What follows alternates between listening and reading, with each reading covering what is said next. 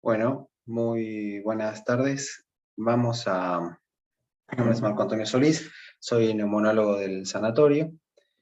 Bueno, vamos a hablar hoy de COVID, de COVID-19. Claramente, eh, todos tenemos muy en claro que es tal vez la patología más estudiada en el último año y medio, con miles de publicaciones, con miles de variables a desglosar, que cada tópico podría ser una charla aparte y que hoy por hoy se están dando simposios y congresos enteros solo de COVID.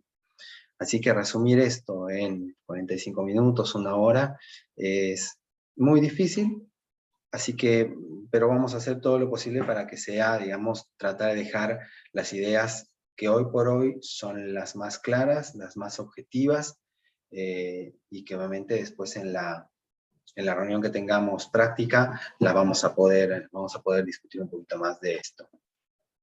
Bueno, el 2020 nos encontró con una pandemia, marzo más o menos que se descubrió el primer caso acá en la Argentina, marzo 2020, y que a partir de ahí hemos pasado por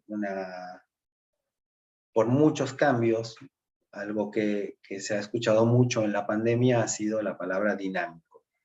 Todo ha sido muy dinámico, todos los cambios que se han ido dando en nuestra vida personal, nuestra vida social y mucho más en el trabajo, en el día a día. Así que lo que vamos a tratar de hacer ahora es hablar un poco de la introducción, hablar un poco de lo que es el virus, la epidemiología, que básicamente es mundial, diagnóstico, el triage, que ha sido y sigue siendo un pilar fundamental en el manejo de esta patología, el triage en las guardias, el triage en las internaciones, el tratamiento, que la verdad que hay mucho y hay muy poco a la vez. El pronóstico de estos pacientes y un poquito de las vacunas, que ahora está siendo tan en boga. Bueno, los coronavirus son un grupo de virus, una familia de virus que hay de cuatro tipos, que se conocía hace mucho. Hace mucho está el coronavirus entre nosotros, es un virus estacional, invernal, que se ha encontrado en estudios previos, se habla de un hallazgo en los pacientes muy baja, con una baja posibilidad de contagio, con baja, escasa o nula progresión de la enfermedad a una enfermedad agresiva.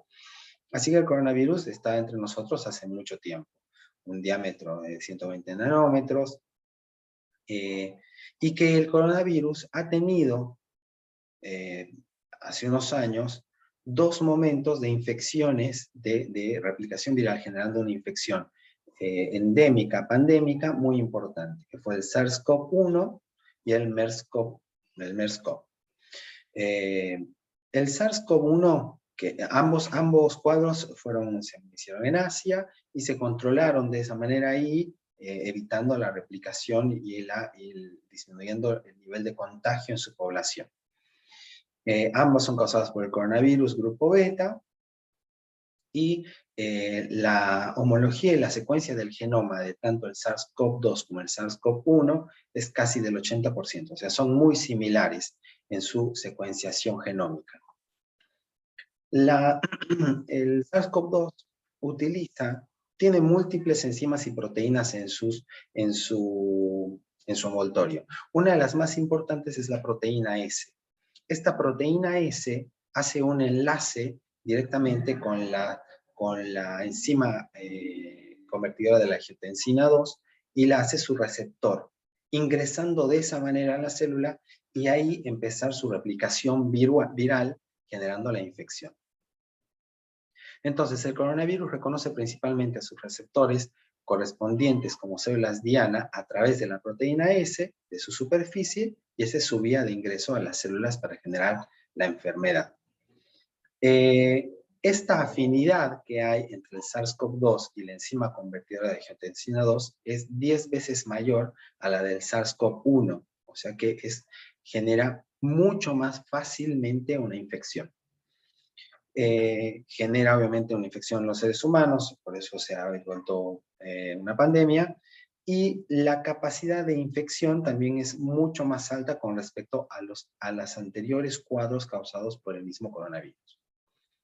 Toda infección tiene que desarrollarse en base a 3 factores: una fuente de infección, una vía de transmisión y una susceptibilidad. La fuente de infección se considera, por ahora, los estudios habrían determinado que han sido los murciélagos, los huéspedes naturales del SARS-CoV-2, y que a través de los pangolines y de serpientes, esto llegó a ser una zoonosis para luego generar infección en los seres humanos. Se demostró una similitud de casi el 100% de la secuencia genómica del SARS-CoV-2 del humano con el del murciélago.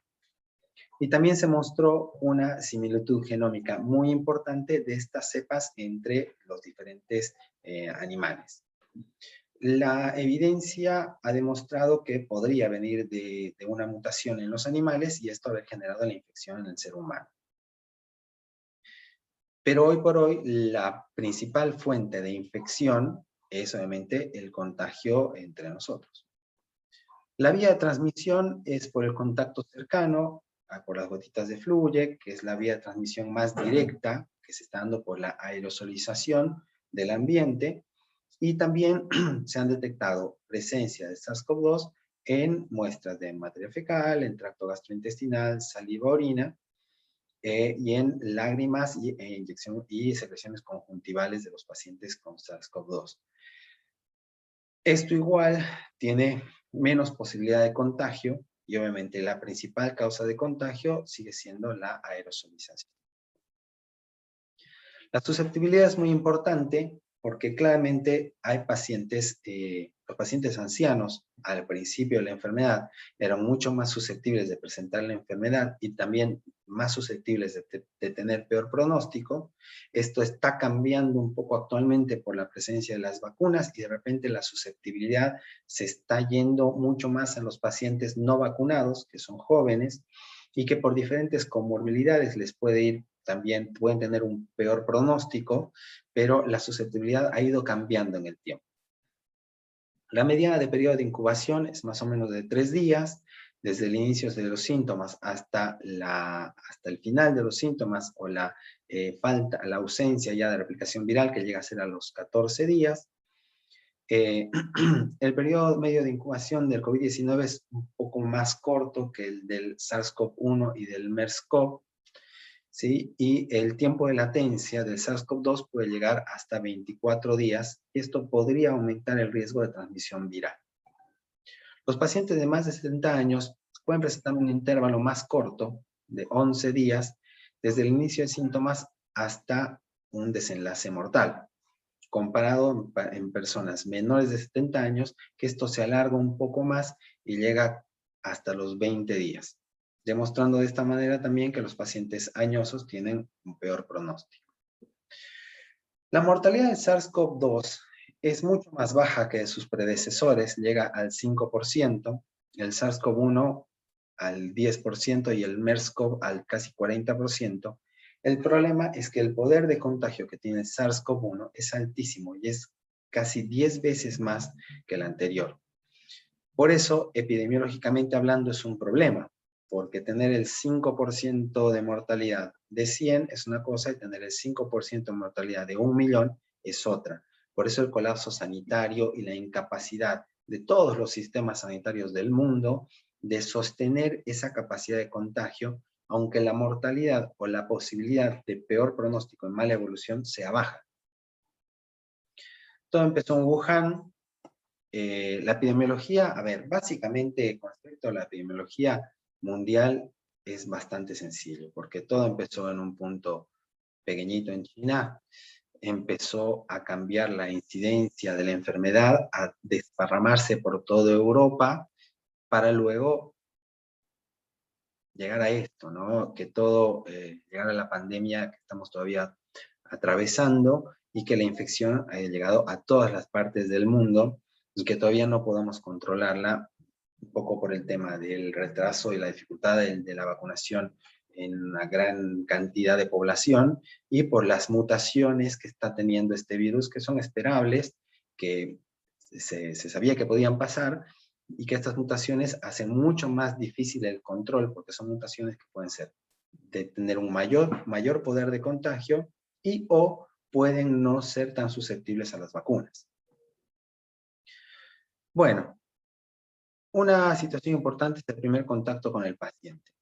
Y el primer contacto con el paciente con coronavirus es como el de una gripe común, ¿no? Con cefalea, congestión nasal, algo muy importante que es el dolor de garganta, la odinofagia, mialgias, artralgias, fiebre, ya cuando el cuadro empieza a claramente empeorar un poco, disnea, ya cuando se empieza a expresar la neumonía directamente, y sepsis.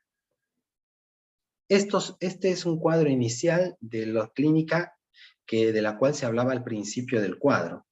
Esto ha ido cambiando y nosotros en el servicio hicimos un trabajo también muy interesante con 150 pacientes, determinando la presentación clínica de estos pacientes al principio de la pandemia, cuando empezó a llegar a nosotros de una manera mucho más fuerte. Las características de los pacientes era un grupo muy homogéneo, pacientes solamente adultos, tabaquistas, con comorbilidades como hipertensión arterial, diabéticos, EPOC, pero claramente la gran mayoría de pacientes al principio de la pandemia eran pacientes añosos y donde no se veía tantos pacientes con comorbilidades porque estaban en cuarentena, entonces no salían, no se contagiaban. Estos números hoy por hoy son muy diferentes porque los números han cambiado porque al abrirse las posibilidades de contagio en la gente y al haber más infección comunitaria, los pacientes están llegando más jóvenes y pacientes añosos con más comorbilidades. Algo que es muy importante son los síntomas. Y como les decía, los síntomas iniciales que se hablaban de odinofagia, fiebre, mialgias, se han ido ampliando, el abanico de síntomas ha ido creciendo y empezó a aparecer la anosmia, la disgeusia, síntomas gastrointestinales que nosotros los presentamos en este trabajo, donde el síntoma primordial, el inicial, era la fiebre, después aparece la tos, y empiezan a aparecer otros síntomas muy variables, como por ejemplo la disnea, que es el cuarto motivo de consulta en hombres, y los síntomas gastrointestinales que empiezan a aparecer en ambos grupos. Ninguno tenía una diferencia estadística, pero ¿qué es lo interesante? Que la clínica ha ido creciendo. Esta variación en las presentaciones clínicas que se han ido dando han generado que también los protocolos de manejo sean otros. Y los criterios de caso sospechoso en cada uno de estos grupos ha ido cambiando. Esta es la última actualización del Gobierno Nacional, del Ministerio de Salud, donde la verdad que la sintomatología es muy amplia. Antes, estos criterios eran 4 o 5, fiebre, tos, odinofagia, mialgias y pare de contar. El tema es que los síntomas han ido creciendo en incidencia y han tenido que ser tomados en cuenta para poder buscar a pacientes sospechosos, con mucha más exactitud, mucha más precocidad y evitar la circulación del virus. Entonces, si vemos acá, por ejemplo, en este cuadro, tenemos que la fiebre, tos, odinofagia, disnea, cefalea, mialgia, síntomas gastrointestinales, rinitis, congestión, ya terminan siendo un motivo para pensar en casos sospechosos. Y a esto se agrega la disgeusia y la disgeusia y anosmia, también como un motivo para sospechar de COVID. Cuando uno llega a un paciente donde hay una sospecha de COVID, hay que hacer el diagnóstico. Los métodos diagnósticos pueden ser directos o indirectos. Los directos detectan el material genético del virus en una muestra, en este caso una muestra respiratoria. Y los indirectos detectan la presencia de anticuerpos específicos contra el virus en muestras de sujetos con infección activa o ya inactiva. O sea, que puede ser tomada después de la infección, pero con la presencia de anticuerpos uno puede diagnosticar de que el paciente tuvo en su momento la enfermedad. Seguramente el 80% de nosotros ya hemos sido hisopados alguna vez, si es que no fuimos hisopados todos alguna vez, sabemos lo molesto, incómodo que es, y claramente es porque el ingreso del hisopado llega hasta una nasofaringe profunda, ¿no? Bueno, existen diferentes tiempos para ofrecer resultados. Eso también se da gracias a los métodos diagnósticos que estamos utilizando, ¿no? Y hoy por hoy estamos utilizando acá 3 métodos diagnósticos. El hisopado con la presencia de la cadena de la polimerasa de transcriptasa reversa, que es el hisopado que es altamente sensible, con una sensibilidad del 70%, no del 100, pero es la más alta con la que contamos, o sea que es muy importante mantener este método diagnóstico. La otra que es una prueba, la prueba rápida, que le dicen que es esta mediante pruebas de biología molecular por reacción, amplificación isotérmica mediada por bucle, es también un hisopado, es una muestra rápida, es la presencia de en una visión directa del virus en el hisopado, pero no tiene tanta sensibilidad como la reacción en cadena de la transcriptasa inversa.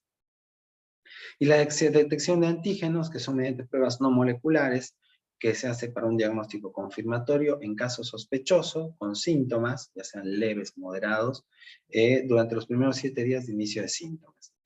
También se está haciendo la presencia de anticuerpos en sangre, que hoy por hoy con la presencia de la vacunación un poco se ha quedado en desuso, porque hay mucha gente, aunque sea con una dosis, que presenta la enfermedad. Si bien la presencia de estos anticuerpos no son específicos por la vacuna, porque puede haber generado respuesta inmune celular o humoral, también pueden, digamos, entorpecer el estudio en sí.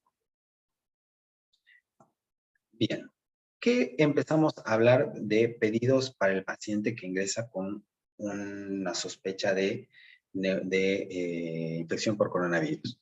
Primero, hay que aclarar que no a todos los pacientes se les hace una rutina de laboratorio.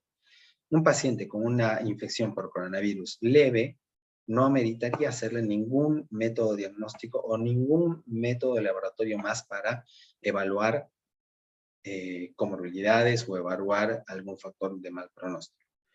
Esto se hace exclusivamente en pacientes que van a internarse y más aún en pacientes que tienen criterios de internación en terapia intensiva. Dentro de todo eso, obviamente el hemograma, función renal, todo eso es importante, pero una de las cosas más importantes en estos pacientes son los valores de ferritina, en el hemograma los leucocitos, y la proteína C reactiva, el dímero D, para determinar si es que el paciente puede tener algún factor de riesgo de mala evolución específico, como por ejemplo, cuadros de tromboembolismo pulmonar asociados a dímero D alto. Es muy importante en este trabajo, más allá de que el cuadro clínico es muy similar al que nosotros presentábamos, las complicaciones también son muy similares a la bibliografía internacional coincide en todos sus valores, pero los valores en laboratorio son muy importantes hablando de linfopenia en mucha cantidad de pacientes, como toda infección viral, trombocitopenia, valores elevados de proteína C reactiva, valores elevados de LDH y CPK, eritrosedimentación, procalcitonina también elevados, y no olvidarnos de la interleuquina y los valores de ferritina. Este es un algoritmo que manejamos nosotros en neumonología mucho porque fue algo armado por la sección de infecciones de la Asociación Argentina de Medicina Respiratoria, donde habla de una evaluación inicial de estos pacientes.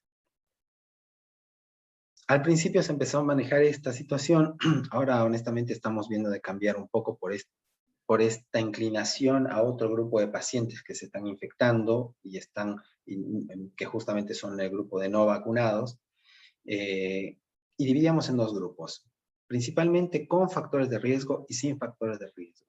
Si el paciente tenía factores de riesgo más de 60 años y algunas comorbilidades, el paciente tendría que hacerse una radiografía de tórax indudablemente, y algunos laboratorios para determinar si tenía algún factor, algún dato más que nos haga pensar en una mala evolución.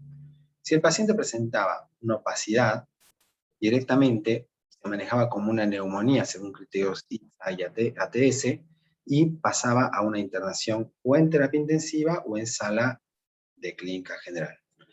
Si el paciente no tenía factores de riesgo, pero tenía criterios de infección severa o moderada o severa, como frecuencia respiratoria, hipoxemia y a la auscultación presencia de rales crepitantes, también hacer una radiografía de tórax. Si teníamos duda, hacer una tomografía de tórax, y si se confirmaba la presencia de neumonía, también manejarla según criterios ITSA-ATS de neumonía y decidir la internación en terapia intensiva o en una sala general. Si el paciente no tenía factores de riesgo y el paciente clínicamente estaba bien, no era necesario hacerle nada y se hacía un aislamiento de baja complejidad en el domicilio.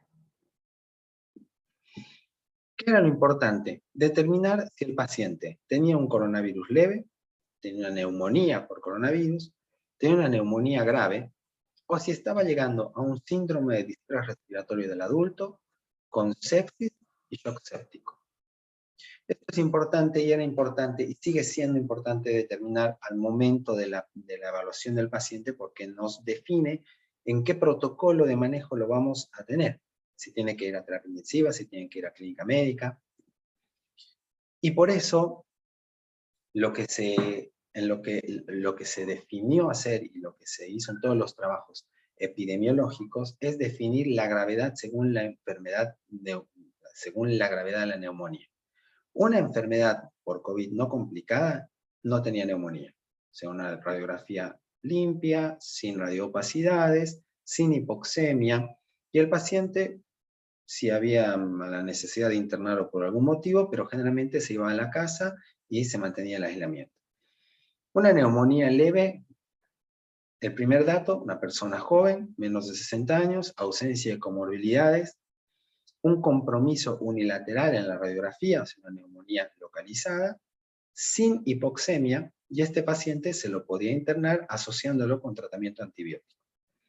Una neumonía moderada, mayores de 60 años, ya con comorbilidades, como una inmunosupresión, por ejemplo, neumonía bilateral, hipoxemia, y ese ya paciente requería una internación en una sala destinada a pacientes COVID, pero atentos a si evolucionaba mal a una neumonía severa con criterios de ITSA-ATS, con descompensación hemodinámica o requerimientos de ventilación mecánica, para hacer el pase precoz a terapia intensiva y aparte aumentar el esquema de tratamiento antibiótico, porque una de las posibilidades es que a pesar de tener una neumonía severa una neumonía severa por COVID, tenga también una neumonía severa en la comunidad o una neumonía intrahospitalaria con gérmenes tal vez multidrogoresistentes. El triage en esta enfermedad fue muy importante porque nos ayudó a dividir a los pacientes en severos, leves y moderados y de esta manera poder definir qué hacer con ellos.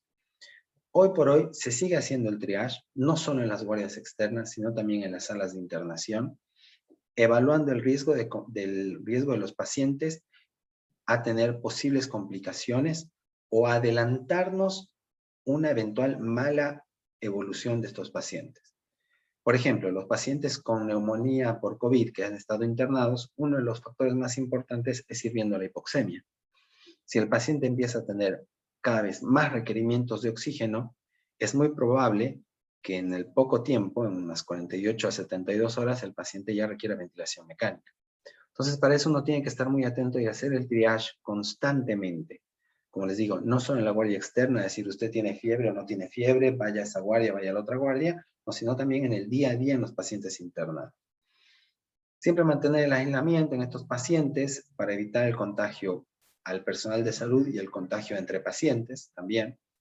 Y referir a los pacientes o a centros de mayor complejidad cuando lo requieran, o a unidades de mayor complejidad también cuando lo requieran. Algo que llegó para quedarse son las medidas de bioseguridad. ¿Por qué digo que llegó para quedarse? Porque el coronavirus, la infección por coronavirus, la vamos a poder controlar después de mucho tiempo, todavía no la hemos controlado, y algo que tenemos que hacer nosotros en la asistencia de los pacientes es protegernos. Y estas medidas de bioseguridad, con el aislamiento respiratorio y de contacto con estos pacientes, y la adecuada utilización de estas medidas de protección son importantes para disminuir el contagio en el personal de salud, que hoy por hoy es un tema muy importante, porque si nosotros no nos cuidamos, no vamos a poder actuar adecuadamente con estos pacientes. Entonces, la utilización de estos equipos de protección personal, que le llamaron EPP, tiene diferentes niveles.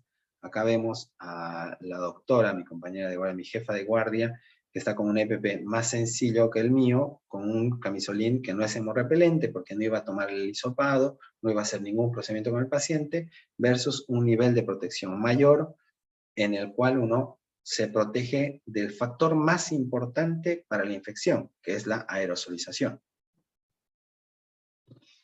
Ahora, hay situaciones con los pacientes que ya nos hacen ver que van a evolucionar mal o van a tener un mal pronóstico. Los pacientes adultos, pacientes tabaquistas, pacientes con comorbilidades, diabéticos, hipertensos, dislipemia, cáncer, insuficiencia renal, son pacientes que tienen peor pronóstico. Los pacientes que tienen ya de entrada un laboratorio patológico, que es lo que veíamos con leucopenia, con proteína C reactiva elevada, con LDH elevada, dímero D elevado. Esos datos también nos hacen pensar que el paciente está dentro de un rango de posiblemente tener una mala evolución. Y algo que es importantísimo, que nos sirvió y nos sigue sirviendo hoy por hoy para ver a los pacientes, es la saturación.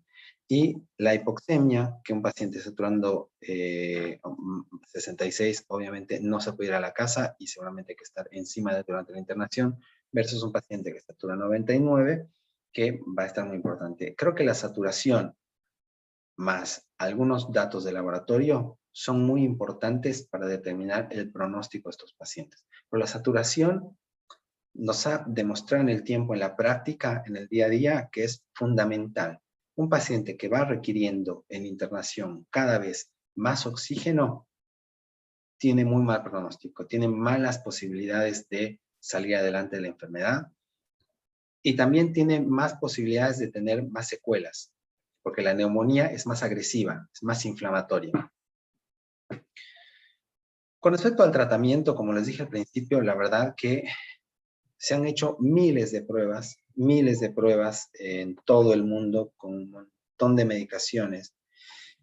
Así que es imposible hablar de todos los tratamientos que se han hecho, ni desglosar todos los trabajos que se han hecho. Así que en lo que nos vamos a enfocar es básicamente en lo que se está hablando hoy en nuestro medio, en con qué contamos hoy nosotros. Y eso lo determina el Ministerio de Salud de la Nación, que cada vez manda reportes muy interesantes de acceso libre para saber y resumir la gran carga científica que se está dando en el mundo y hacernos unos resúmenes muy claros sobre qué es lo que se puede usar, qué es lo que no, y qué es lo que todavía sigue en investigación. Este cuadro es bastante poco esperanzador porque, como ven, el verde, que es el vía libre, que es el utilícenlo, solo está en 2 niveles, ¿no? Que son los esteroides sistémicos, los corticoides sistémicos y la tromboprofilaxis farmacológica. Hablando de la tromboprofilaxis farmacológica, es muy importante saber de que, como ven, es profilaxis, es para evitar que los pacientes tengan cuadros embólicos, principalmente tromboembolismo pulmonar. ¿Y por qué hablamos de profilaxis? Porque justamente lo que les decía antes, hay factores que nos hacen sospechar o nos hacen pensar y actuar preveniendo esta situación. Y uno de esos es el dímero D elevado. Si un paciente tiene un dímero D muy elevado y no tiene factores de riesgo para tener sangrados, o sea que el tratamiento en costo-beneficio sea más beneficioso que costoso, hay que iniciar una tromboprofilaxis farmacológica para evitar la presencia de trombos, porque eso se ha visto que aumenta mucho la mortalidad. Un paciente se está recuperando de la neumonía y de repente hace un TEP y la progresión es mucho peor. Entonces, teniendo ese dímero D elevado y sabiendo que el paciente no va a tener o no tiene tanto factor de riesgo para algún sangrado por la anticoagulación, hay que anticoagular de manera profiláctica. Y los esteroides sistémicos, que son muy importantes, ahora vamos a hablar del trabajo que dio pie a eso. Los demás trabajos, y este del budesonide inhalado, que es uno que está empezando a ayudar mucho en pacientes leves, básicamente, que también lo vamos a hablar después. En los demás tratamientos, algo que se ha utilizado mucho, por ejemplo, es el suero de quinohiperinmune, que ha disminuido un poco la mala progresión en pacientes severos, pero no ha disminuido la mortalidad.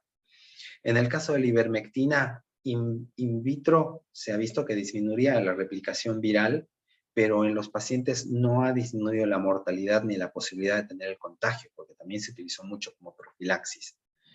El tocilizumab, hoy por hoy en pacientes críticos, está teniendo buenos resultados, tiene una cierta tendencia a disminuir la mortalidad, pero todavía no está del todo definido. Y ahora vamos a hablar de otra cosa que son muy importantes. Básicamente, con respecto a la dexametasona sistémica en dosis de 6 miligramos día por 10 días, utilizó, como se dan cuenta, 6.425 pacientes. Es un número importante. Y se vio que disminuye de manera estadísticamente significativa la mortalidad en esas dosis en los pacientes severos. O sea, paciente con requerimientos altos de oxígeno o algún apoyo ventilatorio, ya sea alto flujo, BNI o ARM, el corticoide va en todos ellos. ¿Por qué? Porque reduce la mortalidad, claramente reduce la mortalidad. Y otros outcomes que habían visto en este trabajo es la necesidad de ventilación mecánica invasiva y los requerimientos de oxígeno. En este sentido, claramente este forest plot demuestra que hay una muy buena tendencia a disminuir los requerimientos de ventilación mecánica invasiva. Así que pacientes que tienen altos requerimientos de oxígeno, o sea, máscara con reservorio ya es alto requerimiento de oxígeno. No necesariamente tiene que estar ventilado. Una máscara con reservorio ya, por definición, es un alto requerimiento de oxígeno y tiene indicación de corticoide sistémico. Y hoy por hoy es el único tratamiento farmacológico efectivo que ha demostrado realmente reducir la mortalidad en estos pacientes. Todo lo demás, los números no son concluyentes. Entonces, al no ser concluyentes, uno no los puede utilizar de manera libre. Los puede utilizar dentro de protocolos de investigación, dentro de algunos parámetros de seguridad para el paciente, en base a consentimientos informados para los familiares y para el paciente de que es una prueba terapéutica, pero no son tratamientos estandarizados. Así que hay que tener cuidado con eso.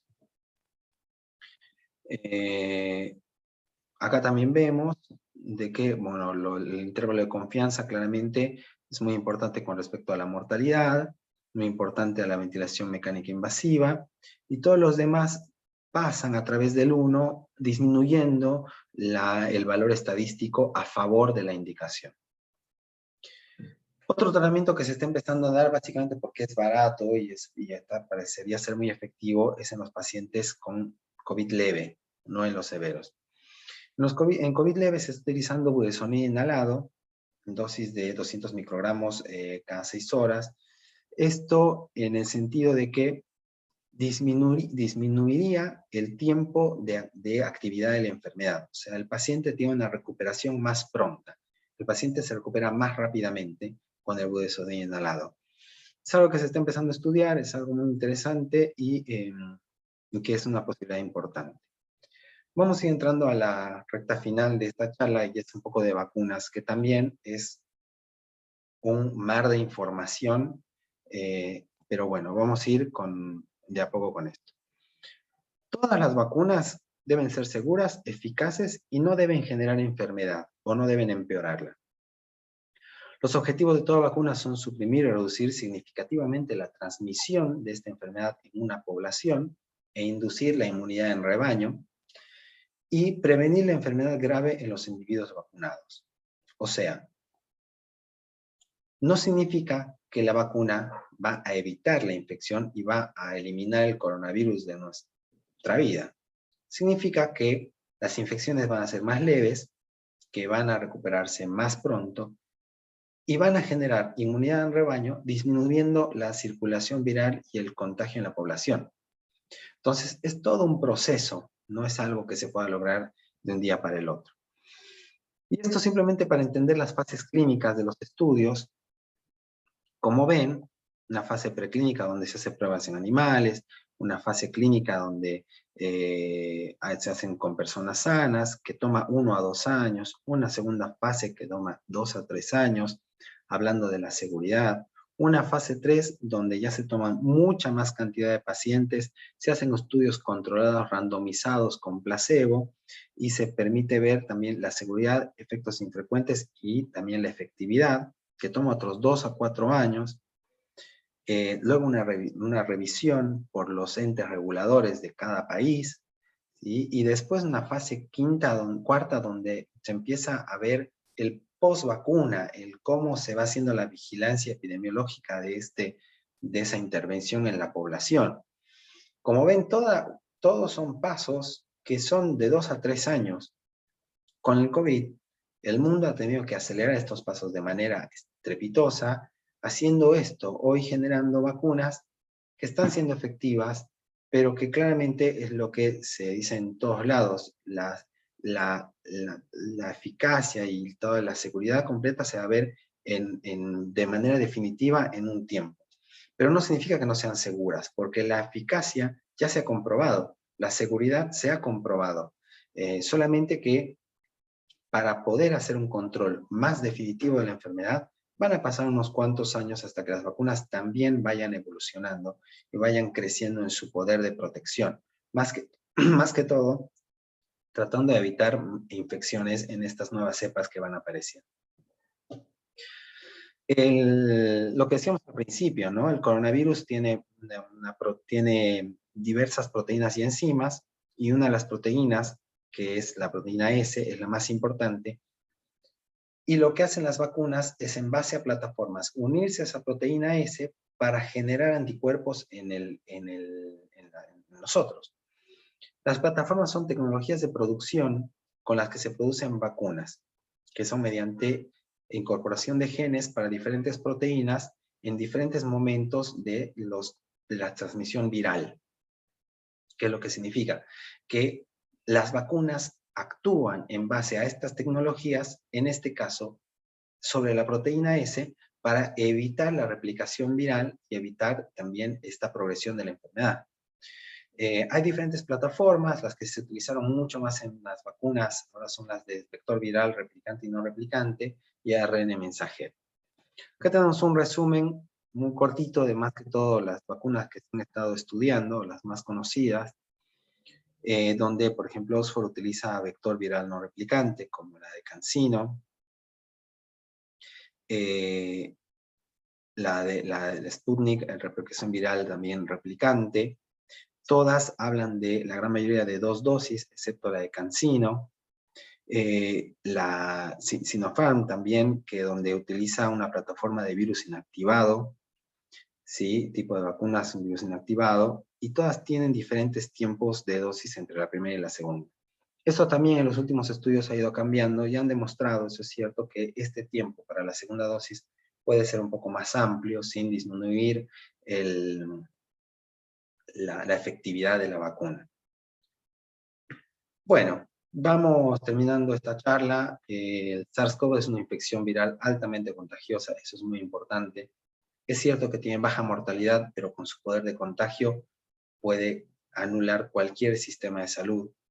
Es una pandemia que aún no está controlada, y que algo que nos tiene que quedar muy claro y que tenemos que transmitir a nuestros pacientes también es que hoy por hoy, por lo menos, el mayor nivel de protección sigue siendo la prevención, sigue siendo el aislamiento social, sigue siendo el distanciamiento social, el uso de barbijo, cubreboca, seguir haciendo el triage en los lugares de atención de salud.